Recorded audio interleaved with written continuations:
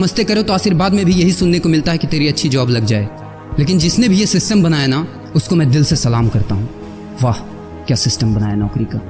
ये लोग जिंदगी भर उसी में उलझ कर रह जाते हैं, कभी बाहर ही नहीं निकल पाते, कभी नहीं। जब बच्चा पैदा होता है तब से यही रट लगाया जाता है कि मेरा बेटा डॉक्टर बनेगा, इंजीनियर बनेगा, सरकारी नौकरी करेगा, ये बनेगा वो बनेगा। लेकिन किसी ने कभी कहा ही नहीं कि मेरा बेटा अमीर बनेगा। बचपन से लेकर आज तक घर में, समाज में 22 सालों तक इसी बात का इंतजार रहता है कि मेरे बेटे को कोई कंपनी अच्छी जॉब दे दे। लेकिन एक बार किसी ने नहीं बोला कि मेरा बेटा एक कंपनी खोलेगा और लाखों लोगों को जॉब देगा। उससे किसी ने कभी कहा ही नहीं, कभी नहीं।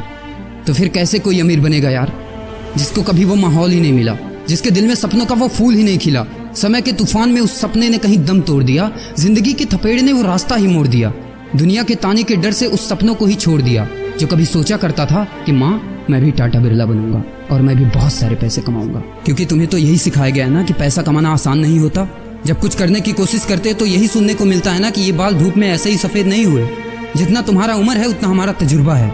अरे टकली कराकर आग में झोंक दो उस सफेद बालों को और कबाड़ी में बेच दो उस तजुर्बे को। इतना ही तजुर्बा होता ना तो आज वो यहाँ खड़े होकर फ्री की एडवाइस नहीं दे रहे होते, बल्कि किसी मैगजीन और न्यूज़पेपर के फ्रंट पेज पे होते।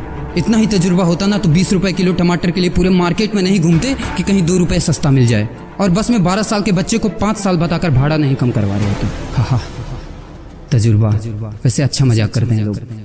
अबे किसकी बातें सुन रहा है? उन लोगों की जिन्होंने अपनी जिंदगी में कुछ उखाड़ा ही नहीं है, जो लोग लोमड़ी बनकर भाग गए स्ट्रगल के आगे, जो कभी शेर की तरह दहाड़ा ही नहीं है। ये लोग तुझे क्या सिखाएंगे कि पैसे कैसे कमाते हैं और अमीर कैसे बनते हैं। एक बार जा और झांक अपने घर में, अपनी सोसाइटी में, अपने शहर में। है कोई ऐसा जो वो लाइफ जी रहा है जो तू जीना चाहता है?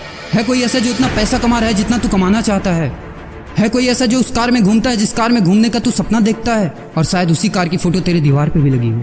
है कोई ऐसा जिसने उतना नाम कमा लिया जितना तू कमाना चाहता है, जितना तुझे चाहिए? झांक यार, झांक ले, पता चला कुछ।